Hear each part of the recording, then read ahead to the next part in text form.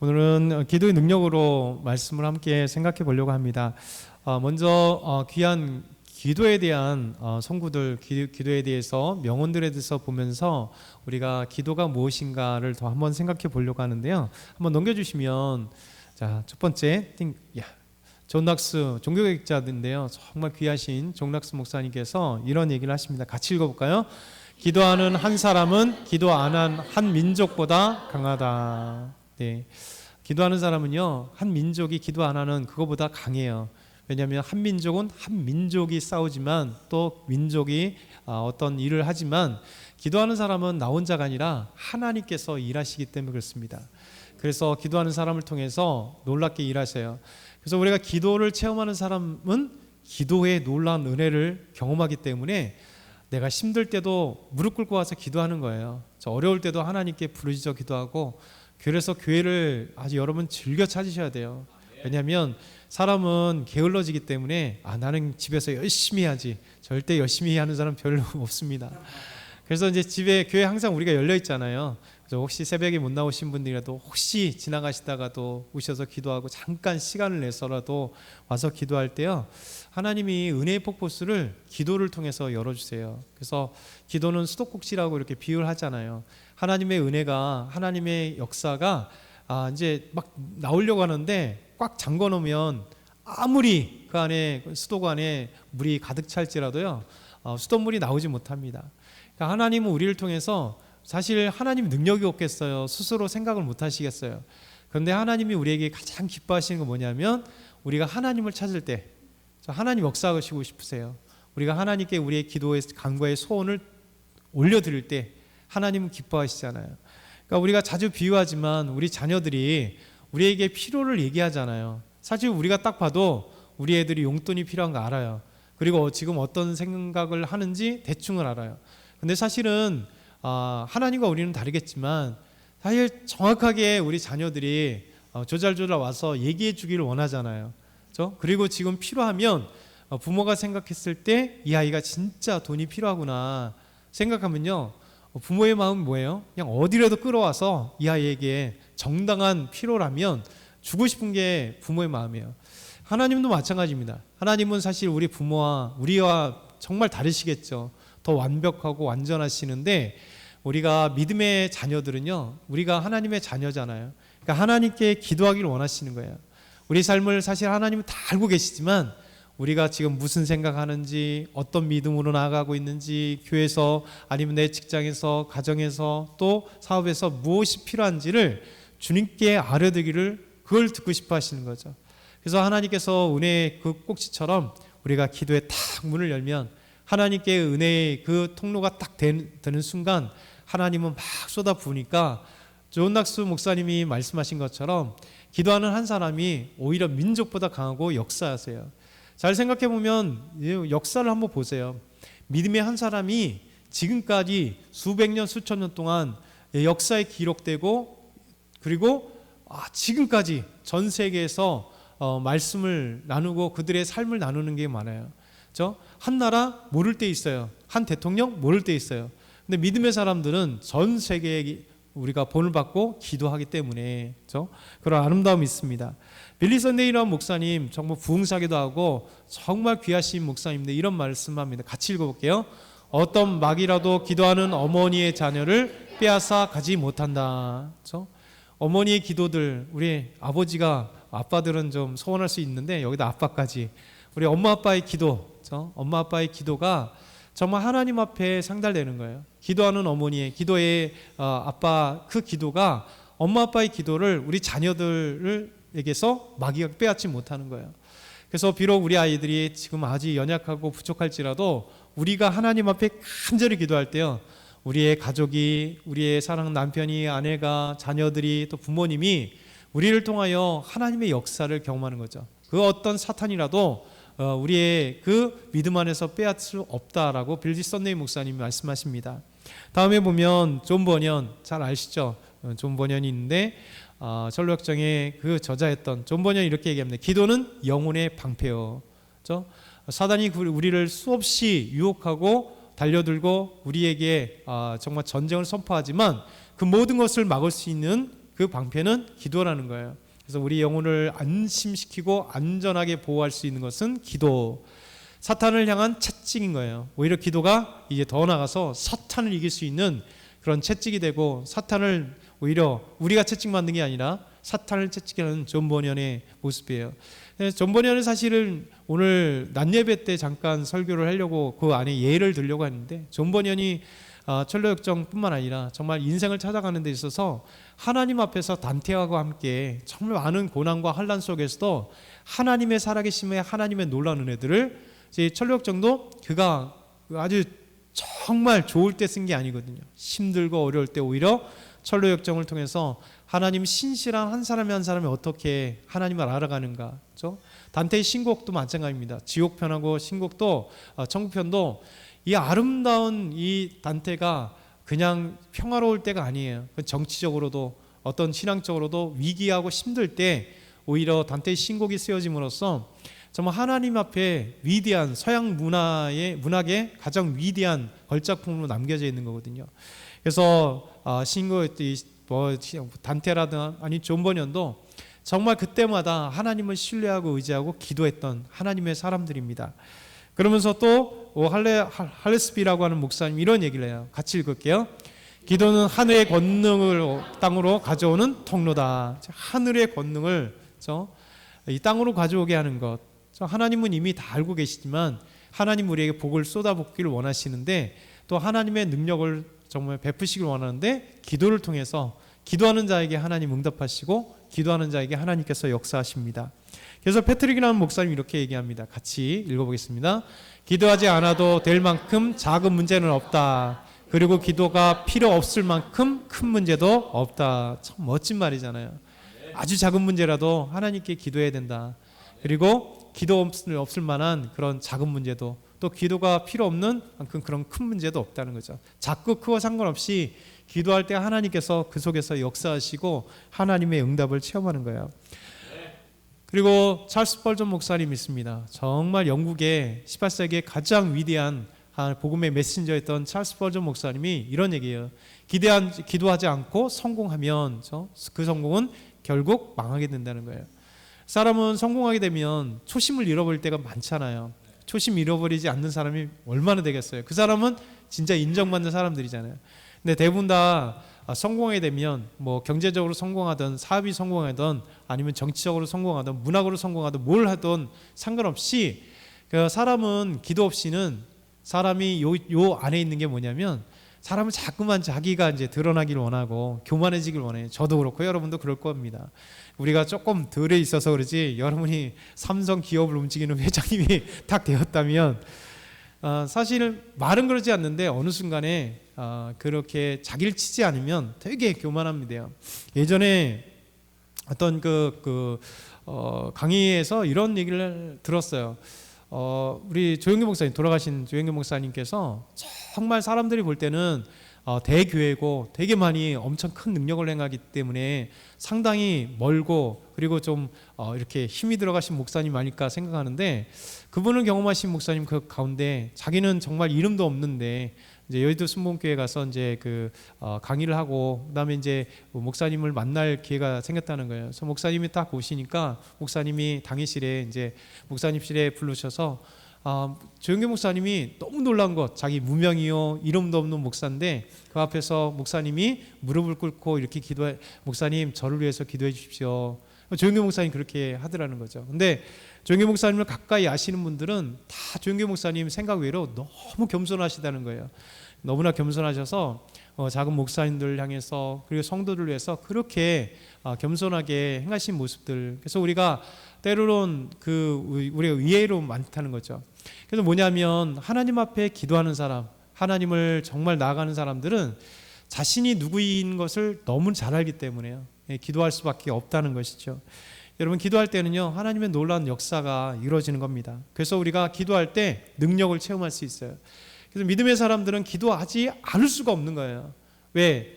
우리는 세상에 연약하고 사탄이 볼 때도 우리는 연약하고 그리고 하나님 보실 때 더 연약하기 때문에 하나님 앞에 솔직하게 우리의 모든 것들을 맡기고 기도할 때 하나님의 놀라운 역사가 일어난 거예요.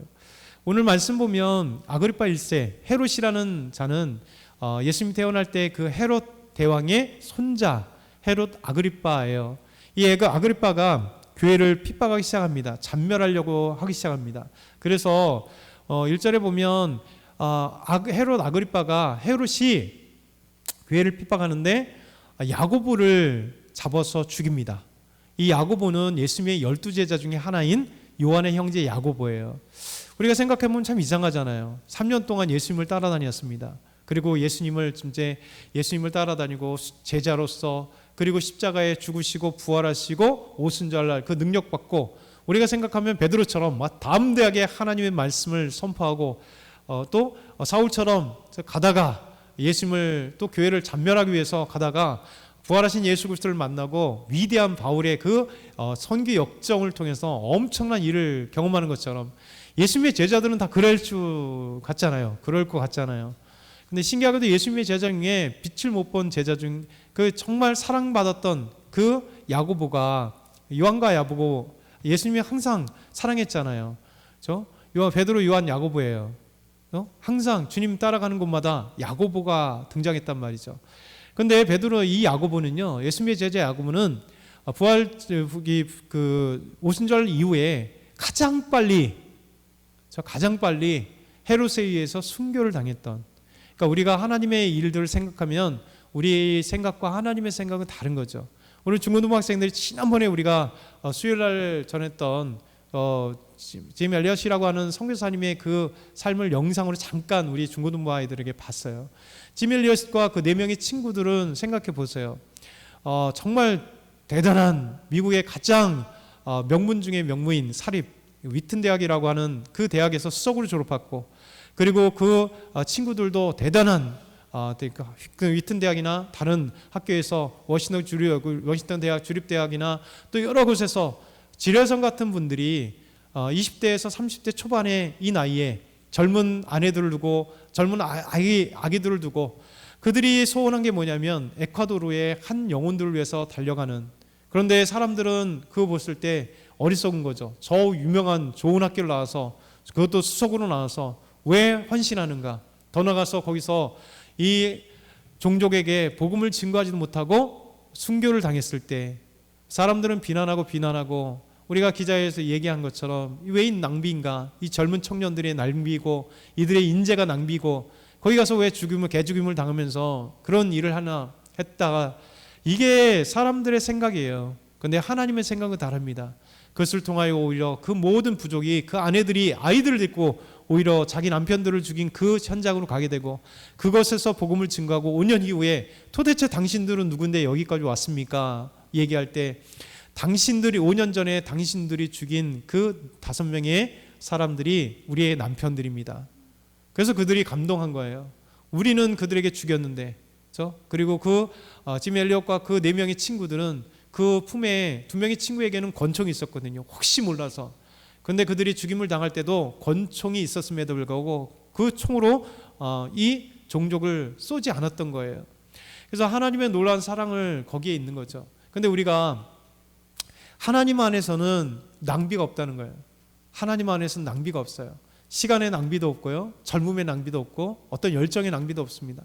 하나님은 오히려 이 젊은 시간에 하나님이 예수님의 제자로 3년 동안 따라다니면 놀라운 일을 하실 것 같지만, 이 야고보의 순교를 통해서 하나님의 위대하신 역사가 또 새롭게 펼쳐지는 거예요. 한 사람의 죽음으로 끝나는 게 아니라, 역사에 묻히는 게 아니라, 성경이 기록돼서 2000년 역사에서 우리 야고보의 순교를 우리가 보게 되고, 그리고 이 순교를 통해서 놀라운 죄 복음이 역사가 주어지는 거죠. 여러분, 사도행전 8장에 보면 스데반 집사가 죽고 난 뒤에 교회를 잔멸하기 시작합니다. 유대인들이 기세가 등등해서 정말 교회를 핍박하기 시작할 때 교회가 핍박당하면서 예루살렘에서 더 이상 교회는 없을 것 같았습니다. 기독교인들은 더 이상 생명이 끊어진 것 같습니다. 그런데 하나님은 오히려 그 핍박 가운데 복음이 오히려 전 세계에, 우리 예수님께서 승천하기 전에 말씀하신 것처럼 너희가 성령을 받으면 어떤 일이냐면 권능을 받고 예루살렘과 유대와 사마리아와 땅끝까지 이뤄 내 증인이 되리라. 이 말씀을 들었음에도 불구하고 이 교회, 예수 믿는 사람들은요, 예루살렘에서 꾸역꾸역 같이 앉아서 예배를 드린 거예요. 이들은 몰랐던 거예요. 근데 하나님은 오히려 핍박이라고 하는 이 도구를 통해서 그들이 전 세계에 복음을 증거하게 됩니다. 예수님의 그 명령에 따라, 예수님의 그 사명을 따라 그들이 달려나간 거죠. 그래서 사도행전 8장 1절과 3절 4절 보면 한번 읽어볼게요. 같이 읽겠습니다. 3절. 자, 좀 시작. 사울은 그가 죽임당함을 마땅히 여기더라. 그날에 예루살렘에 있는 교회에 큰 박해가 있어 사도회에는 다 유대와 사마리아 모든 땅으로 흩어지니라. 사울이 교회를 잔멸할새 각 집에 들어가 남녀를 끌어다가 옥에 넘기니라. 그 흩어진 사람들이 두루 다니며 복음의 말씀을 전할세. 아멘. 저 예루살렘에 교회가 핍박이 일어나는데 오히려 유대와 사마리아 모든 땅으로 가서 흩어져서 복음을 증거하고, 저 사울이라는 청년은 교회를 잔멸할세 오히려 이 복음을 통해서, 사울을 통해서 하나님이 놀랍게 역사하시는 것이 있는 거죠. 여러분, 헤롯은 야고보를 죽이고 수제자인 베드로가 성령이 충만하여 복음을 증거해서 3,000명이 회개하는 놀라운 기적과 역사를, 그러니 얼마나 초대교회의 큰 인물이었겠습니까? 이를 잡으면 교회가 더 이상 어떤 일을 못하겠지 하고 잡았습니다. 이때가 무교절이에요. 6월절 다음 일주일이 무교절인데, 이 무교절 때 베드로를 잡아다가 옥에 가두었습니다. 그리고 4명씩 4조를 이루어서 베드로를 감시하는 거예요. 옥에 갇혔던 베드로는요, 쇠사슬에 묶이고, 그리고 양쪽에 군인들이 2명이 같이 있는 겁니다. 그리고 문 밖에는 또 로마 군인들이 그들을 지키고 있었을 때, 여러분, 베드로는 그 감옥에서 잠을 자고 있었습니다. 그런데 놀라운 일이 벌어져요. 그것이 사도행전 12장 5절 말씀 한번 같이 읽겠습니다. 이에 베드로는 옥에 갇혔고 교회는 그를 위하여 간절히 하나님께 기도하더라. 아멘. 이것이 중요한 거예요. 여러분, 베드로는 지금 편안하게 감옥에 갇혀서 자고 있었어요. 기도하지 않았어요. 그런데 누가 기도해요? 교회에서 기도하는 거예요. 베드로를 위하여 간절히 기도할 때 베드로는 담대하죠. 복음을 증거하다 보니까 꿀릴 것이 없는 겁니다. 하나님이 역사하실 걸 믿고, 그거는 비록 쇠사슬에 지금 묶여서 로마 병들이 지금 옆에서 지키면서 잠을 자고 있지만, 여러분, 믿음 안에 있는 사람은 담대한 거예요. 두려워하지 않는 거예요. 편안하게 잠을 자고 있습니다. 근데 지금 밖에서 모여서 교회가 베드로를 향하여 기도하고 있는 거예요. 하나님의 이 기도의 놀라운 역사가 일어나게 해요. 그래서 기도는요, 우리가 교회가 함께 기도할 때 놀라운 기적과 역사가 일어나는 겁니다. 그래서 여러분의 기도 제목 있으면 서로 아까도 얘기했지만 우리가 이야기해서 기도해 줘야 돼요. 교회를 위해서 함께 기도할 때요, 놀라운 기적과 역사가 일어납니다. 여러분, 베드로는 옥에 갇혔고요. 근데 교회는 그를 위하여 간절히 기도하는데 어떤 일이 있냐? 하나님께서 이 옥에 천사를 보냅니다. 이 천사가 와서 베드로가 있던 쇠사슬이 싹 풀려요. 놀랍잖아요. 천사가 왔는데 쇠사슬이 풀려버립니다. 그럼 옆에 누가 자고 있다고요? 경비병인 이 로마 군인들이 그를 지키기 위해 있는데 태연하게 그 상황 속을 모르고 자고 있어요. 그러더니 옥문이 열립니다. 옥에 4명이 지키고 있다 그랬잖아요. 옥문이 열리는데 이들은 모릅니다. 그리고 베드로를 데리고 나갑니다. 베드로는 지금 환상 중에 있는가 생각하고 그냥 주의 천사를 따라가는 거예요. 밖에 딱 나오는 순간 그는 이것이 환상이 아니고 하나님이 하신 것을 알게 된 거예요. 여러분, 그 사이에 놀랍잖아요. 옆에 2 사람도 몰라, 그를 지키고 있는 4명도 몰라. 그리고 그 감옥이 딱 보기자 탁 열리면 바뀌겠어요? 우리 잘 아시죠? 철장이 문린다고 나가고 복도를 나가서 정문을 나갈 때까지 얼마나 많은 문이 있겠어요. 그런데도 불구하고 여러분, 이것을 모르게 천사가 그렇게 베드로에게 역사할 때 이 모든 로마 군병들은 모른다는 거예요. 그가 밖으로 나가는 그 순간, 밖에 공기를 쐬는 순간 베드로는 알았어요. 하나님이 천사를 보내셔서 나를 이렇게 밖으로 인도하셨구나. 그리고 마가라는 어머니 마리아에게 그의 집에 모여있던 교인들에게 갔습니다. 갔더니 그곳에서 자신을 위하여 뜨겁게 기도하는 모습을 보게 된 거예요. 이게 바로 하나님의 기적과 같은 역사예요. 여러분, 성경은 가짜가 아닙니다. 만약에 이 성경이 기록이 가짜라면 누가 믿겠습니까? 왜냐하면 1차 기록자, 이 성경에 당시의 사람들이 이 기록을 통해서, 아니 우리는 기도 안 했는데 무슨 마가의 어머니 마리아 있어 베드로가 갇힌 거 기도했어? 대박 나오지 않겠어요? 여러분, 역사적 사실 속에 하나님의 기적을 체험했던 사람들이 복음의 증인들이 된 거예요. 예수님을 본 사람들, 예수님의 부활을 본 사람들, 그래서 오순절 성령을 겸허한 사람들, 그래서 믿음의 사람들이 하나님의 기적들을, 역사를 기록했을 때 이것이 사실이라고 하는 것을 증인 세워주시고, 이런 하나님의 기적이 역사로 나타나는 거예요.